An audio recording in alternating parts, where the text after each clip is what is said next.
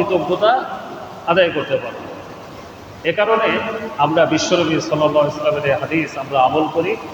কোনো ব্যক্তি যখন আমার কোনো উপকারে আসে, কোনো ব্যক্তি যখন আমার কোনো উপকারে আসে, তখন আমরা তার প্রতি কৃতজ্ঞ হই। আর এটা আমাদের জন্য ওয়াজিব। এটা আমাদের জন্য কি ওয়াজিব। যদি এই রিলেশনশিপটা না থাকে, এই সম্মান বোধ, এই সম্পর্কটা যদি না থাকে, হ্যাঁ আপনি আমাকে সহযোগিতা করছেন তাই কি আপনাকে এখন আবার ধন্যবাদ দিতে হবে, দেখলে সালাম দিতে হবে, কৃতজ্ঞতা, তাই এটা দরকার। তখন মানুষের আর সহযোগিতা করবে না। এই জন্য আল্লাহ তাআলা আগেই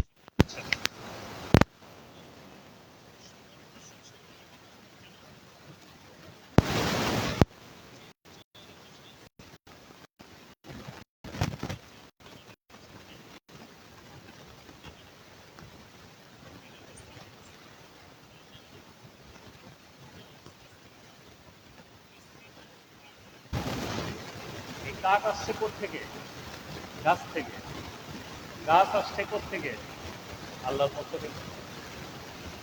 আমরা ভাত খাই, আমাদের মা রান্না করে দেয় আমরা খাই, আমাদের স্ত্রী রান্না করে দেয় আমরা খাই, আমাদের মা বোনেরা রান্না করে দেয় আমরা খাই।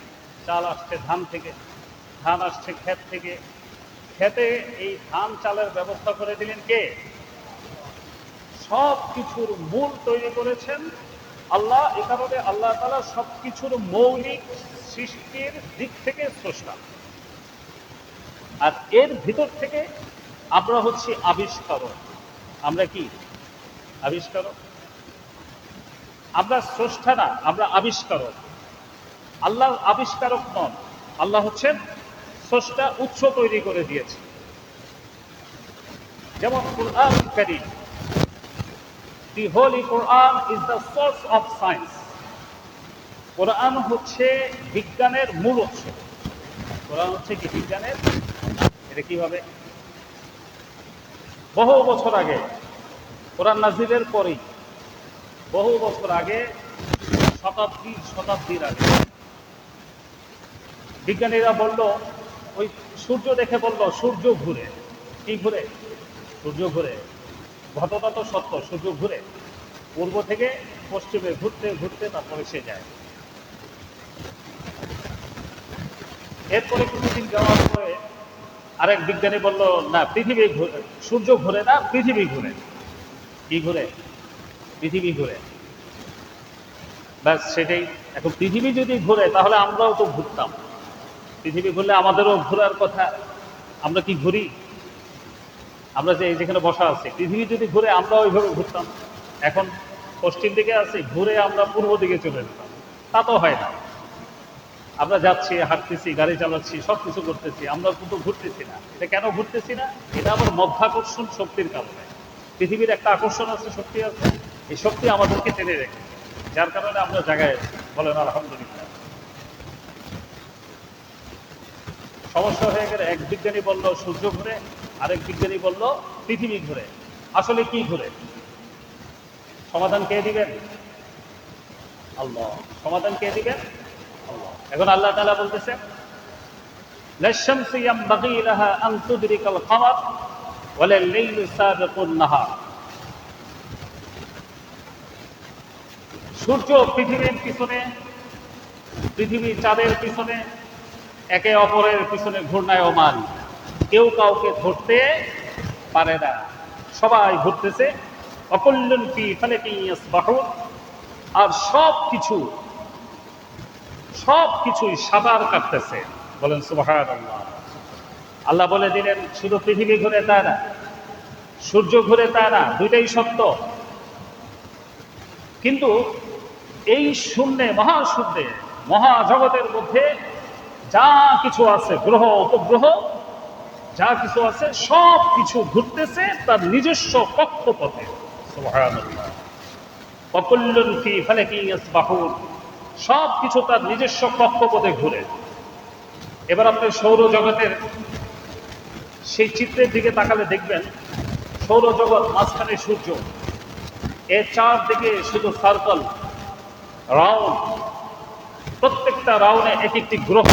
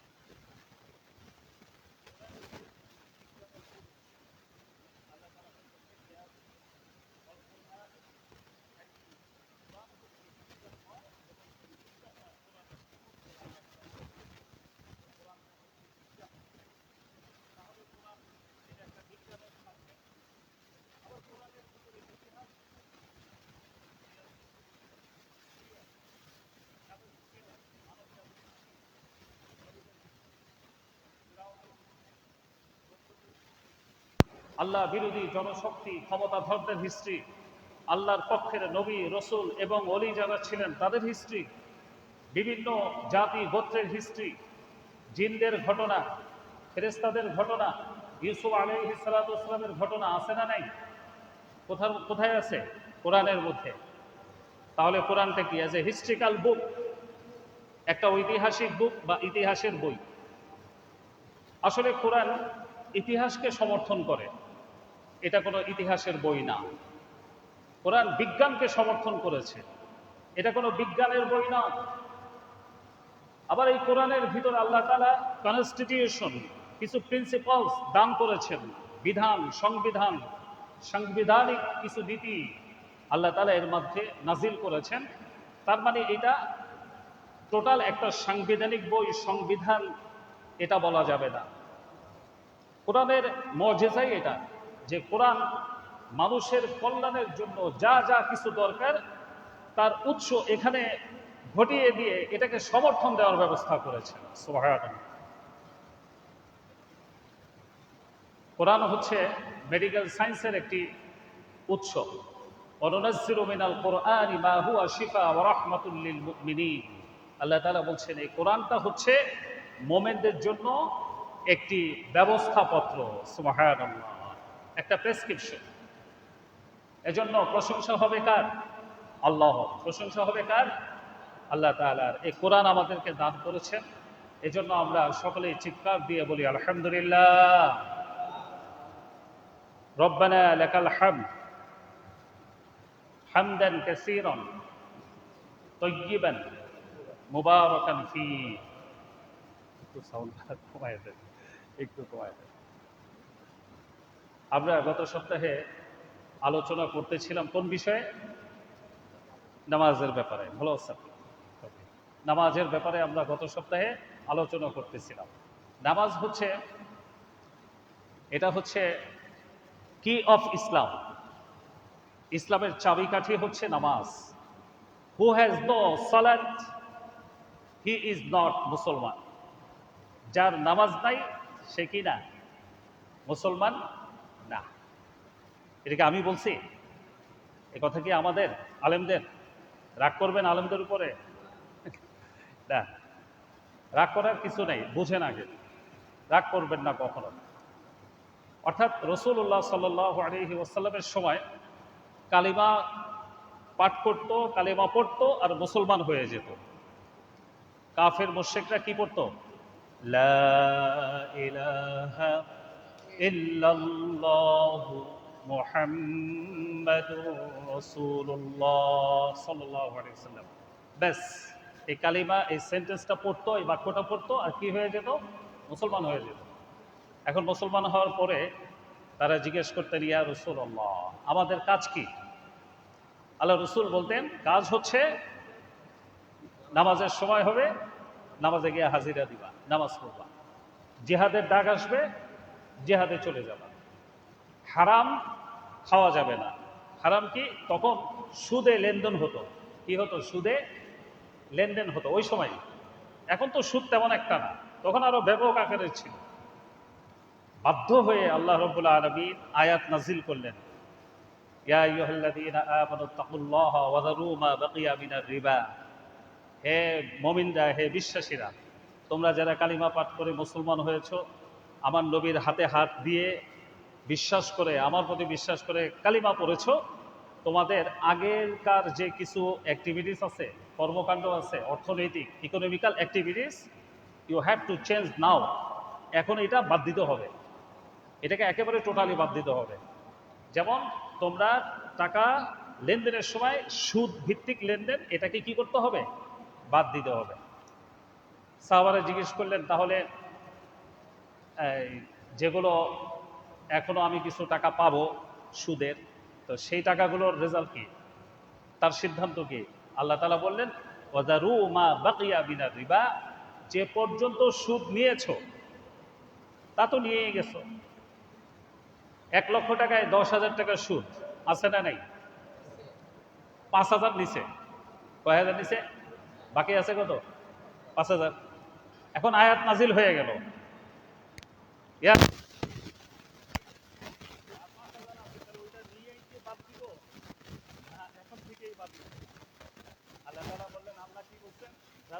বাকিয়া মিনার রিবা, এখন থেকে ওই বাকি 5,000 আর নেওয়ার আশা করা যাবে না। সুবহানাল্লাহ। এখন বলেন, যারা টাকা ঋণ দিলেন তাদের লাভ হইছে না লস হইছে? লাভ হইছে। সে চিন্তা করবে যে আমার মূল ধন যেটা, আমার মূল টাকা, সেটা আমি ফেরত দিলেই হবে। আর যিনি টাকা ঋণ দিলেন, ধার দিলেন, তিনি চিন্তা করবেন আমি তো মূল টাকা পেয়েই যাচ্ছি, আলহামদুলিল্লাহ, তাহলে মূল টাকা আমি নিয়ে নিই, আমার টাকা তো মার যাচ্ছে না। এভাবে একটি একটি করে আয়াত নাজিল হওয়া শুরু করবে। তো এই যে নামাজ, নামাজ হচ্ছে কি অফ ইসলাম, এটা ইসলামের চাবি। আপনি কালিমা পড়েছেন, মুসলমান হয়ে গেলেন, এখন এই গেটটা, ইসলাম নামক একটা ঘর আছে, এই ঘরের বড় একটা তালা আছে, এই তালাটা এই দরজার ভিতরে লাগানো। এখন তালাটা খুলতে হবে। কি খুলতে হবে? তালা খুলতে হবে।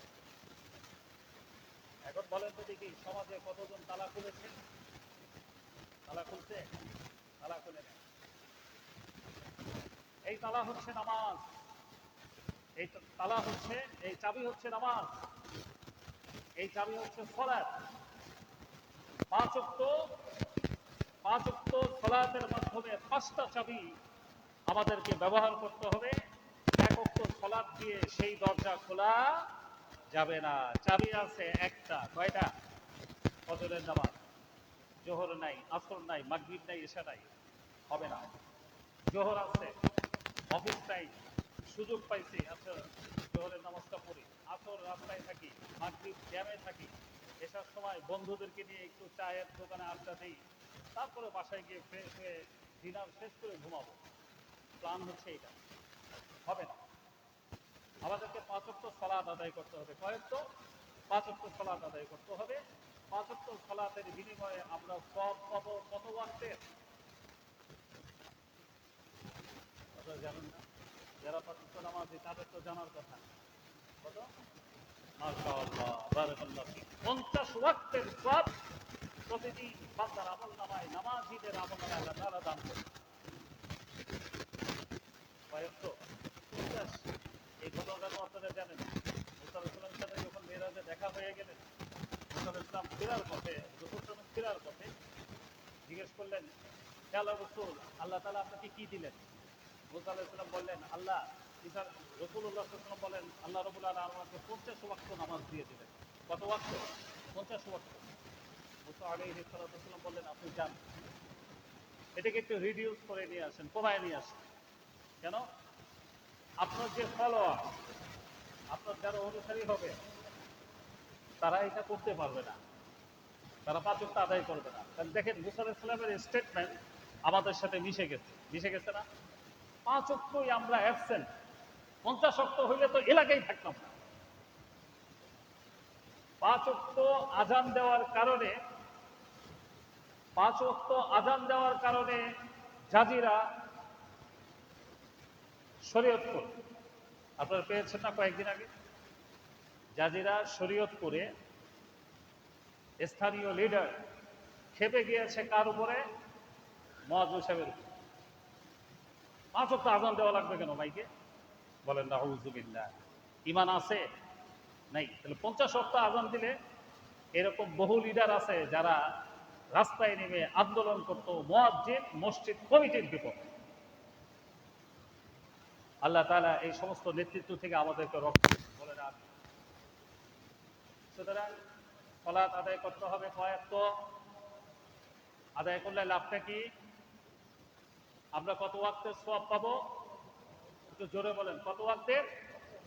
প্রতি রাত্রে এই হিসাবটা করবেন, আপনার আমল নামায় 50 ওয়াক্তের সওয়াব আল্লাহ তাআলা দান করেছেন। এটা মনে মনে আপনি আনন্দ উপভোগ করবেন, আনন্দ ভোগ করবেন আপনি, আর শুকর আদায় করবেন, আলহামদুলিল্লাহ, আজকে আমার আমল নামায় 50 ওয়াক্তের সওয়াব জারি হয়ে গেল, সুবহানাল্লাহ। এটা যখন আপনি উপলব্ধি করবেন, এবার আল্লাহ তাআলা বলেন, লা ইন শাকারতুম লা আযীদান্নাকুম ওয়া লা ইন কাফারতুম ইন্না আযাবী লাশাদীদ। সুবহানাল্লাহ। লা ইন শাকারতুম, তুমি যদি গ্রেটফুলনেস হও, তুমি যদি কৃতজ্ঞ হও, তাহলে এই কাজটা করার মতন ক্ষমতা আমি আরো তোমার জন্য বাড়িয়ে দিই। সুবহানাল্লাহ। আপনি যখন রাত্রে শুকর আদায় করবেন, আলহামদুলিল্লাহ আজকে 5 ওয়াক্ত সালাত আমি আদায় করতে পেরেছি, আনন্দের সাথে আদায় করে আপনি ঘুম আসলেন, আল্লাহ তাআলা পরের দিনও 5 ওয়াক্ত সালাত আদায়ের সুযোগ করে দিবে আপনি। সুবহানাল্লাহ। ভাই এই পৃথিবী শেষ হয়ে যাবে, এই হায়াত শেষ হয়ে যাবে, এবং বাস্তবতাই আমাদের পূর্বপুরুষ শেষ হয়ে গিয়েছে। মারা যাবার সময় দেখবেন তার কয় ওয়াক্ত নামাজ কাজা গিয়েছে এই নিয়ে মুরব্বীরা কিছু জল্পনা কল্পনা করে। এরপরে দেখা যায় 1 মাস 2 মাস নামাজ পড়তে পারে নাই, 10 দিন 5 দিন নামাজ পড়তে পারে নাই। এগুলোর এখন কাফফারা বের করার জন্য কিছু মুরব্বি তৈরি হয়। কাফফারা অর্থাৎ এই কাফফারা আদায় করে দাও, জনগণকে খাওয়ায় দাও, তাহলে 5 ওয়াক্ত নামাজের হক আদায় হয়ে যাবে। কখনোই না, কখনোই না। আমরা নামাজে আসি, নামাজ শুরু করলাম, নামাজের আগে আমাদের সুন্দরভাবে ওযু করতে হবে। কি করতে হবে? সুন্দরভাবে ওযু করতে হবে। রাসূলুল্লাহ সাল্লাল্লাহু আলাইহি ওয়াসাল্লাম বলেন, যে ব্যক্তি সুন্দর করে ওযু করলো, সুন্দর করে ওযু করলো, ওযুর সময় সুন্দর করে ওযু করবেন। কিভাবে? ওযু করার সময় কথা বলবেন না। কি বলবেন না? কথা বলবেন না। শুরুতে বিসমিল্লাহ বলবেন। এরপরে 2 হাতের কবজি এগুলো ভালো করে ধুবেন, হাতের আংটি এগুলো একটু নাড়াচাড়া দিয়ে সরিয়ে, তারপরে এর ভিতরে আপনার পানি যেন শুকনো জায়গা পানি পৌঁছে যায়, শুকনো না থাকে আঙ্গুলের এই চিপাগুলো, বিশেষ করে আংটির নিচের অংশে, এটা যেন ভালো করে ভিজে যায়। এরপরে আপনি 3 বার কুলি করবেন, 3 বার নাকে পানি দিলেন, আপনি নাক ঝাড়বেন। নাক ঝাড়তে হবে, এটা সুন্নাত। নাক ঝাড়া কি সুন্নাত। কেন সুন্নাত? মেডিকেল সায়েন্স এখন নাক ঝাড়তে বলে। মেডিকেল সায়েন্স কি বলে? নাক ঝাড়ো। আর 1450 বছর পূর্বে বিশ্বনবী মুহাম্মদ রাসূলুল্লাহ সাল্লাল্লাহু আলাইহি ওয়াসাল্লাম তিনি নাক ঝাড়ার কথা বলে দিয়েছেন। সুবহানাল্লাহ। 2 সময়। কয় সময়? 2 সময়। একটা ওযুর সময়, আর একটা হচ্ছে ঘুম থেকে যখন রাত্রিবেলায় সকালে যখন ঘুম থেকে উঠেন তখন ওযু করার সময় অবশ্যই আপনি নাক ঝাড়বেন। কেন? বিশ্বনবী সাল্লাল্লাহু আলাইহি ওয়াসাল্লাম বলেছেন, সারাটা রাত্রে শয়তান এই নাকের এই জায়গাটার ভিতরে বসে থাকে। বলেন নাউযুবিল্লাহ। শয়তান কোথায় বসে থাকে? নাকের এই নরম জায়গায় বসে থাকে। এটা ঝাড়া দিয়ে ওকে দূর করে ফেলতে হয়। বলেন সুবহানাল্লাহ। এছাড়াও আমরা সারাদিন ঘোরাফেরা করি, রাস্তাঘাটে ধুলোবালি, আমাদের অফিসিয়াল কিছু ধুলাবালি আছে, কারখানার ভিতরে কিছু ডাস্ট থাকে, নানান ধুলাবালি আমাদের এই অংশে জমা থাকে। আমাদের স্বাস্থ্য সুরক্ষার জন্য বিশ্বনবী সাল্লাল্লাহু আলাইহি ওয়াসাল্লাম আমাদেরকে মেডিকেল প্রেসক্রিপশন দিয়েছেন, ওযুর সময় তোমরা নাক ঝাড়বে, তাহলে তোমার এই নাসিকা, তোমাদের শ্বাস প্রশ্বাসে আল্লাহ তাআলা তোমাদেরকে সুস্থতা রাখবে। বলেন সুবহানাল্লাহ। ওযু করলেন, ওযু করার পরে কালিমা শাহাদাত পড়তে হবে। কি পড়তে হবে? কালিমা শাহাদাত পড়তে হবে। পারেন তো সবাই? বলেন, আশহাদু আল্লা ইলাহা ইল্লাল্লাহু ওয়াহদাহু লা শারীকা লাহু ওয়া আশহাদু আন্না মুহাম্মাদান আবদুহু ওয়া রাসূলুহু সাল্লাল্লাহু আলাইহি ওয়াসাল্লাম। কালিমা শাহাদাত পাঠ করবেন। ওযু শেষ হয়ে গেল, আকাশের দিকে তাকিয়ে কালিমা শাহাদাত পাঠ করবেন। আরেকটি দোয়া বিশ্বনবী সাল্লাল্লাহু আলাইহি ওয়াসাল্লাম বলতেন, আল্লাহুম্মা জাআলনি মিনাত তাওয়াবিন ওয়া জাআলনি মিনাল মুতাতাহহিরিন। সুবহানাল্লাহ। হে আল্লাহ, আমি সাক্ষ্য দিচ্ছি তুমি ছাড়া কোনো ইলাহ নেই, আরো সাক্ষ্য দিচ্ছি মুহাম্মদুর রাসূলুল্লাহ সাল্লাল্লাহু আলাইহি ওয়াসাল্লাম তোমার বান্দা এবং রাসূল। হে আল্লাহ, তোমার কাছে আমার একটি অ্যাপ্লিকেশন, একটি আবেদন। আবেদনটা হচ্ছে, আমাকে তুমি তওবাকারীদের অন্তর্ভুক্ত করে দাও। বলেন আমিন। ওয়াজআলনি মিনাল মুতাতাহহিরিন। আর আমাকে তুমি পবিত্র ব্যক্তিদের অন্তর্ভুক্ত করে দাও, যাদের অন্তর পবিত্র না, শরীর পবিত্র থাকে না। অন্তর অপবিত্র মানে কি? অন্তর অপবিত্র মানে হচ্ছে অন্তরের মধ্যে নানান ঝামেলা, নানান ঝামেলা, জেলাস ফিল করে বেশি, চাকরি করেও শান্তি নেই, খুব এলিট অফিস, বাট সেখানে জেলাস ফিলের কারণে হাতাহাতি হয় না, ভদ্রতার সাথে জেলাস ফিল করে হিংসা প্রদর্শন করে একে অপর কলিগের সাথে, আছে না নাই? যার কারণে প্রমোশন হয় না, তার ইনক্রিমেন্ট বাড়ে না, বসের সাথে একটা উল্টাপাল্টা সমালোচনা হয়ে যায়। এজন্য আল্লাহ তাআলার কাছে আপনার আমার সবসময় আশ্রয় চাইতে হবে। আল্লাহ, যারা পবিত্র, যাদের মাইন্ড ফ্রেশ, যাদের হার্ট ভালো, যাদের হৃদয় ভালো, যারা কলবুন সালিম, যারা অত্যন্ত ভদ্র মার্জিত মানুষ, ঝগড়া ফেসাদ পছন্দ করে না, এই মানুষের সাথে তুমি আমাকে একত্রিত করে ফেলো। বলেন আমিন। ওজোর পরে দোয়া কবুল হয়ে যায়। ওজোর পরে কি হয়? দোয়া কবুল হয়ে যায়। আপনি এই দোয়াগুলো করবেন, করে এরপরে আপনি 2 রাকাত সালাতুল ওযু, তাহিয়াতুল ওযু, 2 রাকাত সালাত আদায় করবেন। আমরা এই 2 রাকাত সালাত আদায় করে থাকি কখন? এই যে জুমার দিন যখন আসি, তখন আমরা 2 ধরনের নামাজ পড়ি। কয় ধরনের? কি কি নামাজ? একটা দুখুলুল মসজিদ। আমার কথা কি বোঝা যায়? পিছনে ক্লিয়ার বোঝা যায় না সম্ভব। দুখুলুল মসজিদ, মসজিদে প্রবেশের নামাজ। আরেকটা হচ্ছে তাহিয়াতুল ওযু, ওযুর নামাজ। এখন আপনি বলেন, যারা জুমার দিন মসজিদে প্রবেশ করার পরে 2 রাকাত সালাত আদায় করলেন, তাহলে বোঝা গেল তারা শুধুমাত্র জুমার দিনই মসজিদে ঢুকেন, আর বাকি দিন মসজিদে ঢুকেন না। দখুলুল মসজিদ, মসজিদে প্রবেশের যে নামাজ, সেটা কি জুমার দিনই? তাহলে জুমার দিন আদায় করেন কেন? এর মানে হচ্ছে যে আমি জুমার দিনই তো শুধু ঢুকি, অন্য সময় তো আমি ঢুকি না। এটা একটা হতে পারে, আর একটা হচ্ছে অজানা, আমার জানা নেই। আমি ধরে নিলাম যে আমাদের জানা নেই। আপনি যখনই মসজিদে ঢুকবেন, ফজর হোক, জোহর হোক, আসর হোক, মাগরিব হোক, ইশা হোক, আপনি মসজিদে ঢুকে বসার আগেই আপনি 2 রাকাত সালাত আদায় করবেন। ক্লিয়ার? আমার কথা বলছেন? যখন আপনি মসজিদে ঢুকলেন, ঢুকেই এক কর্নারে আপনার এমন জায়গায় দাঁড়াবেন না যে কেউ ঢুকলে যাওয়া আসার জন্য ঝামেলা হয়, এরকম কোনো জায়গায় সুন্নাতে দাঁড়াবেন না, নফল নামাজে দাঁড়াবেন না। দাঁড়াবেন যেন আপনার নামাজে দাঁড়ানোর কারণে আরেক ভাই ঢুকতে তার ঝামেলা হয়ে যাচ্ছে, এমন জায়গায় আপনি দাঁড়াবেন না। তবে মাগরিবের আগে, যেহেতু সময় কম, তখন আমাদের পড়া হয় না। আসরের ফরজের আগে আপনি যদি দেখেন 2 মিনিট 3 মিনিট সময় আছে জামাতের আগে, তাহলে আপনি আগে কি করবেন? 2 রাকাত কি করবেন? নামাজ পড়ে নেন। এই নামাজটা কি? দখুলুল মসজিদ। এবার আপনি অজু করলেন, বাসায় অজু করলেন, তাহলে বাসায় আপনি আগে 2 রাকাত নামাজ পড়বেন। কোথায় নামাজ পড়বেন? বাসায়। বিশ্বনবী সাল্লাল্লাহু আলাইহি ওয়াসাল্লাম বলেন, শুধু ফরজ নামাজ এটা মসজিদের জন্য, ফরজ নামাজ ব্যতীত বাকি সকল নফল নামাজ, সুন্নাত নামাজ, এগুলো কোথায় আদায় করতেন? আপনারা অনেকেই জানেন, কিন্তু কোথায় আদায় করতেন? ঘরে ঘরে ঘরে। আমাদেরকে আদায় করতে হবে কোথায়? ঘোরায়। আপনি ঘরের সুন্নাত আদায় করে এখানে আসবেন, ঘরে তাহিয়াতুল ওযু আদায় করে আপনি এখানে আসবেন, এসে আবার ঢুকেই 2 রাকাত সালাত আদায় করে তারপরে বসবেন। এখানে একটা ব্যাড হ্যাবিট আছে, তা হচ্ছে অনেকে আগে বসে, তারপরে ফ্লোর চুমু খায়। আপনি দেখবেন ফ্লোর কি খায়? চুমু খায়। চুমু খেয়ে এরপরে দাঁড়ায় সুন্নত আদায়। আছে না নেই? না, উল্টাও হয়ে গেল। আর ফ্লোর চুমু খাচ্ছেন কেন?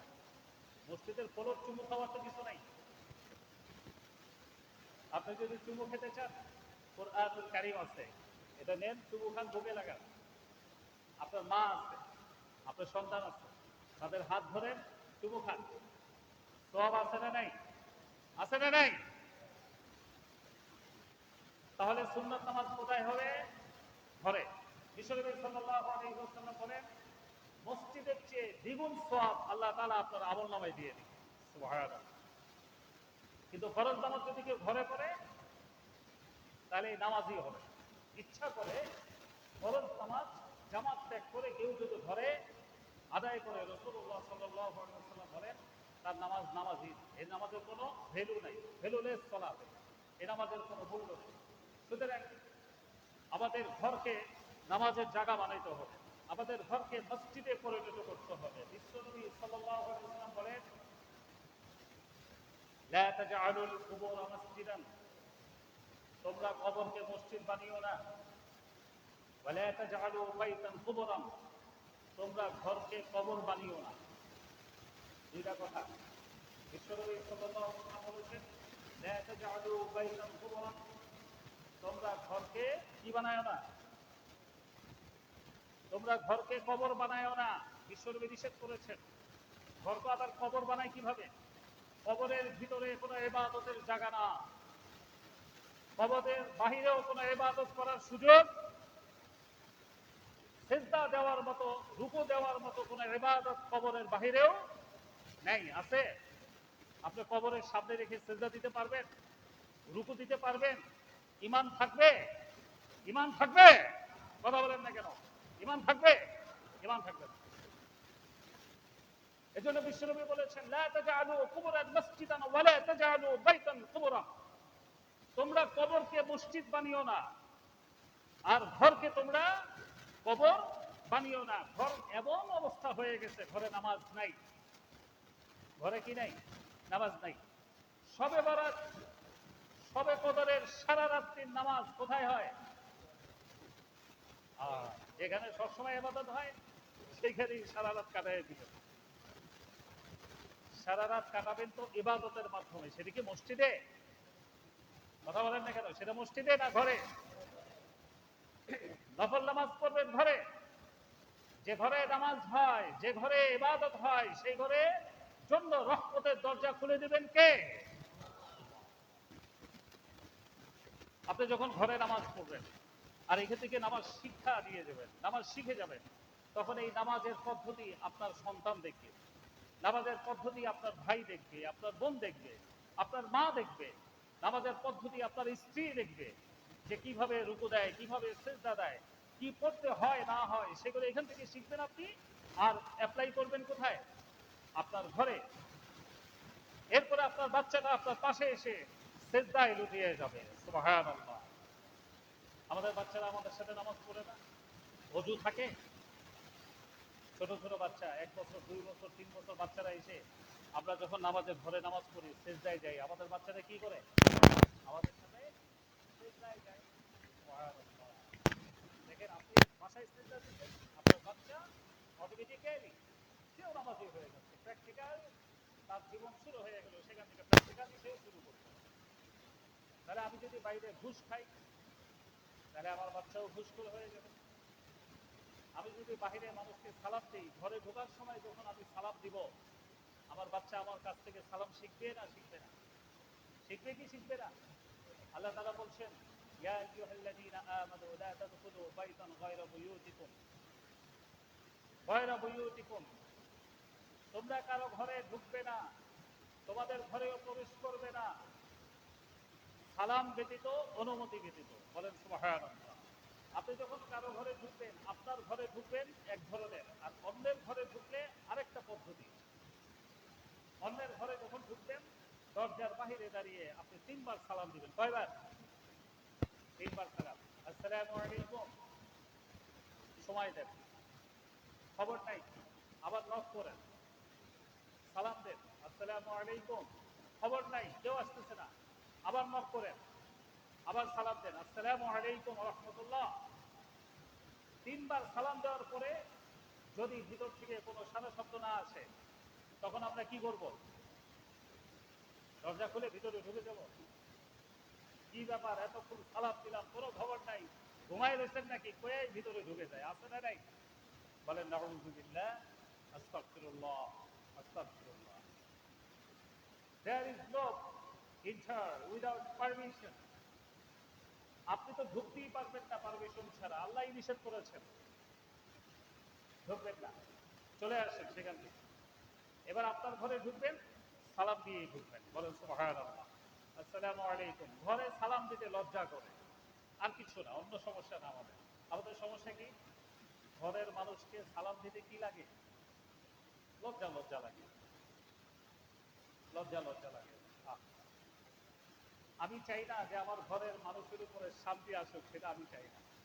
যদি চাইতাম তাহলে এসি লাগানোর চেয়ে সালামের ব্যবস্থা বেশি করে করতাম। এসি লাগালে তো শান্তি লাগে, এসি লাগালে কি লাগে? শান্তি লাগে। গরম থেকে বাঁচা যায়, আরামে ঘুম আসা যায়। তাহলে আপনি সেই জন্য সবচেয়ে বড় এসি হচ্ছে সালাম। ঘরে ঢোকার সময় আপনি সালাম দিয়ে ঢুকবেন, সন্তানের সাথে হাতে হাত মিলাবেন, স্ত্রীর সাথে হাতে হাত মিলাবেন, মায়ের সাথে হাতে হাত মিলাবেন, জিজ্ঞাসা করবেন কেমন আছো, একটু জিজ্ঞেস করবেন, সালাম দিয়ে ঢুকবেন। আবার বের হওয়ার সময় সালাম দিয়ে বের হবেন। এগুলো আমাদের ঘরকে শান্তি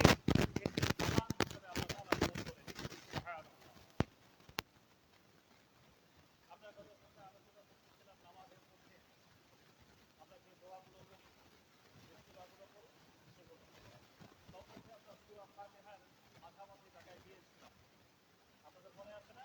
সূরা ফাতিহার মাঝামাঝি জায়গায় আল্লাহ রাব্বুল আলামিন আমাদেরকে শিক্ষা দিচ্ছেন সূরা ফাতিহার মাধ্যমে আমাদেরকে আল্লাহ তাআলার কাছে একটি অ্যাপ্লিকেশন তার কাছে সাবমিট করা, তার কাছে ছেড়ে দেওয়া। আল্লাহ কাছে, আল্লাহ আমার একটা আবেদন আপনার কাছে, সেই আবেদনটা কি? আউযু বিল্লাহি মিনাশ শাইতানির রাজীম, বিসমিল্লাহির রহমানির রহিম, ইহদিনাস সিরাতাল মুস্তাকিম।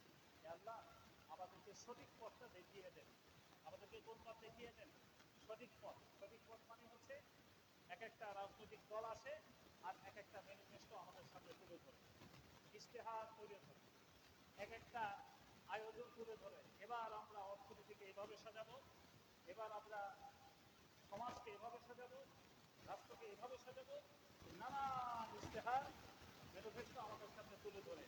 আল্লাহ আমাদের সামনে আপনার পক্ষ থেকে একটা সহজ সরল একটা ম্যানিফেস্টো, একটা ইশতেহার আমাদেরকে দান করুন, যার মাধ্যমে আমরা হেদায়েতের পথে চলতে পারি। ইহদিনাস সিরাতাল মুস্তাকিম সিরাতাল লাযীনা আন'আমতা আলাইহিম। এমন একটা ম্যানিফেস্টো আমাদেরকে দান করুন, একটা পথ আমাদেরকে দান করুন, একটা স্ট্রিট, একটা ওয়ে আমাদেরকে দান করুন, যে পথে চললে আর হরতাল করা লাগবে না। কি লাগবে না? আর গণ অভ্যুত্থান করা লাগবে না, আর বিপ্লব ঘটাতে হবে না। ঠিক না বেঠে? সেই পথের নাম হচ্ছে ইসলাম। সেই ম্যানিফেস্টোর নাম কি? ইসলাম। 10 বছর বিশ্বনবী সাল্লাল্লাহু আলাইহি ওয়াসাল্লাম 10টি বছর মদিনার রাষ্ট্রপ্রধান ছিলেন। আপনাকে আমি এবং আমরা কোরআন হাদিসের যারা ধারক বাহক, আমরা চ্যালেঞ্জ করি যে আপনি 10 বছরের মধ্যে সব কিছু ছিল, অর্থনীতি ছিল, পররাষ্ট্রনীতি ছিল, রাজনীতি ছিল, সব কিছু ছিল, কিন্তু একটা জিনিস ছিল না, সেটা হচ্ছে রাষ্ট্রবিরোধী কোনো আন্দোলন। রাষ্ট্রবিরোধী কোনো আন্দোলন আপনি খুঁজে পাবেন না। মাইকে মাই। এখন তো আমাদের রাস্তাঘাটে আলোয় আলোকিত হয়ে আছে, রাস্তায় আলোর অভাব নাই, হাতে আমাদের মোবাইল আছে, মোবাইলের লাইট আছে। সেই মরু অঞ্চলে মরুভূমির মাঝখান দিয়ে পাহাড়ের এই মাঝামাঝি রাস্তা দিয়ে গিরিপথ দিয়ে পুরুষ মহিলা একাকী হেঁটে যেতেন। মহিলাদের শরীরে অলংকার থাকতো, সম্পদ থাকতো, পুরুষদের হাতে থাকতো টাকা পয়সা, দিনার দিরহাম থাকতো, কিন্তু চুরি হয়েছে, ডাকাতিও হয়েছে 10 বছরে আপনি খুঁজে পাবেন। কেন ভাই? আমরা মুসলমান না? আমরা কি কতক্ষণ এই নামাজের যতক্ষণ ততক্ষণ, নামাজের পরে আর আমাদের মুসলাম, আমাদের মুসলমান নামে থাকে, বিশ্বাসে থাকে না। এটাকে এখন বিশ্বাসে নিয়ে আসতে হবে, পূর্ণ বিশ্বাস। হ্যাঁ, কোরআন এবং হাদিস দিয়ে যদি রাষ্ট্র পরিচালনা হয়, নিঃসন্দেহে এই রাষ্ট্রের ভিতরে আর কোনো ঝামেলা থাকবে না। ঠিক বললেন কয়েকজন? সকলকেই বলতে হবে ঠিক। বলেন ঠিক? কোরআন হাদিসের আলো ঘরে ঘরে জ্বলছে প্রতিদিনই, একেবারে ১,৫০০ বছর ধরেই ঘরে ঘরে জ্বলছে। কিন্তু এবার কোরআন এবং হাদিসের আলো আমাদেরকে সংসদে জ্বালানোর ব্যবস্থা করতে হবে। এজন্য আল্লাহ রাব্বুল আলামিন বলেন, ইহদিনাস সিরাতাল মুস্তাকিম সিরাতাল লাযীনা আন'আমতা আলাইহিম। এমন একটি নিয়ামতপূর্ণ রাষ্ট্র আমাদেরকে দান করুন, এমন একটি নিয়ামতপূর্ণ জীবন ব্যবস্থা আমাদেরকে দান করুন, যে জীবন ব্যবস্থার উপরে আপনার পূর্বের নিয়ামত বান্দারা অতিবাহিত হয়েছিলেন। সুবহানাল্লাহ।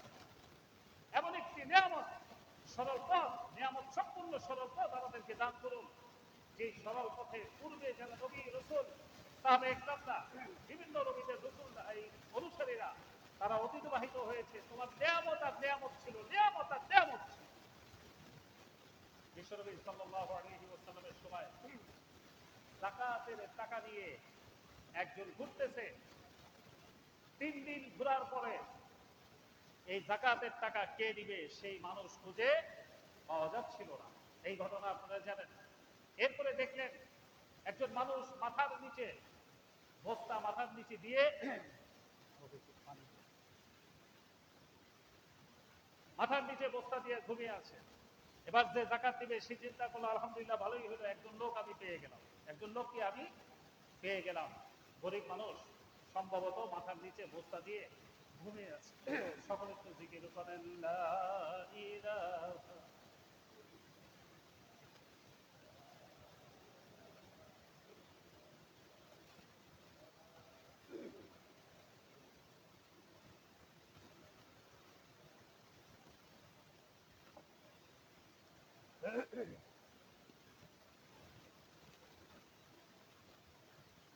لا إله إلا الله محمد رسول الله صلى الله عليه وسلم।